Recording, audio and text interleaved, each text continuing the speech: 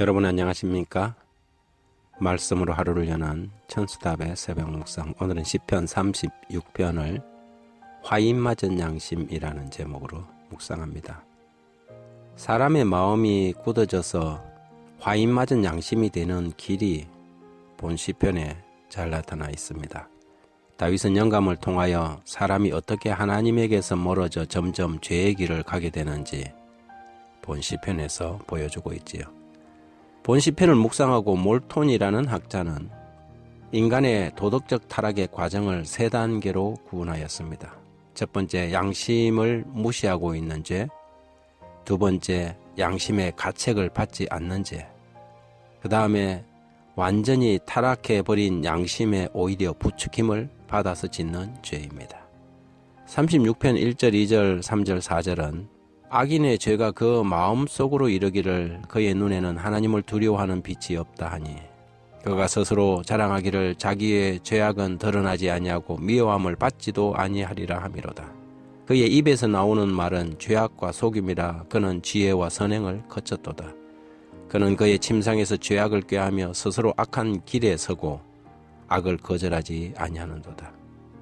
한 번은 예수님이 제자들과 바리새인들이 듣는 가운데서 이런 말씀을 하셨지요. 마태복음 12장 32절에 또 누구든지 말로 인자를 거역하면 사하심을 얻되 누구든지 말로 성령을 거역하면 이 세상과 오는 세상에서도 사하심을 얻지 못하리라. 도대체 그 죄가 어떤 죄이기에 예수님을 거역하면 사하심을 얻을 수 있지만 성령을 거역하는 죄는 이 세상과 오는 세상에서도 사하심을 받을 수 없는 것일까요? 우리는 그 말씀을 하신 본문의 배경을 살펴보면서 그 죄가 무엇인지를 이해하게 됩니다. 그날은 안식일이었고 제자들은 시장하여 밀밭 사이로 가다가 이삭을 잘라 먹었습니다. 그런데 그것을 바라보고 바리새인들이 정죄한 것입니다. 왜 안식일에 하지 못할 일을 하느냐는 것이지요. 그래서 예수님은 다윗의 예를 들어서 제자들의 행동이 안식일을 지키는데 문제가 없다는 것을 설명하고 하나님은 자비를 원하고 제사를 원하는 것이 아니라는 말씀을 인용하셨습니다. 그 일로 속이 상한 바리새인들은 속으로 예수님을 어떻게 꺾어 놓을지 생각하고 있었죠. 그런데 안식일에 또 예수님이 한편 손 마른 사람을 고치시는 것이었습니다. 그러자 이제는 저들이 예수님을 죽일 계획까지 세웠습니다. 그리고 사람들이 이런 예수님을 칭송하자 귀신의 왕 바알세불을 힘입어 귀신을 쫓아낸다고 비난했지요. 이런 일련의 사건들을 겪으면서 예수님이 하신 말씀이 성령을 거역한 죄에 대하여 말씀하신 것입니다. 여기서 우리는 성령을 거역한 죄가 단순한 어떤 하나의 죄를 언급하는 것이 아님을 알 수 있습니다.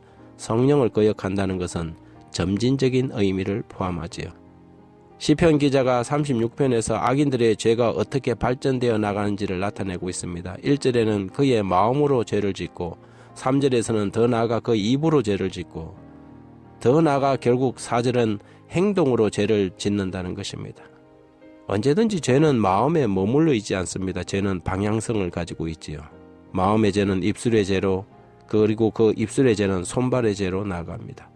성령을 거역한 죄란 죄가 점점 무르익어서 그 어떤 성령의 증거와 호소에도 마음이 더 이상 움직이지 않는 죄를 말하는 것입니다. 그것은 용서받을 수 없는 죄라기보다는 용서받지 않는 죄라고 해야 맞을 것입니다.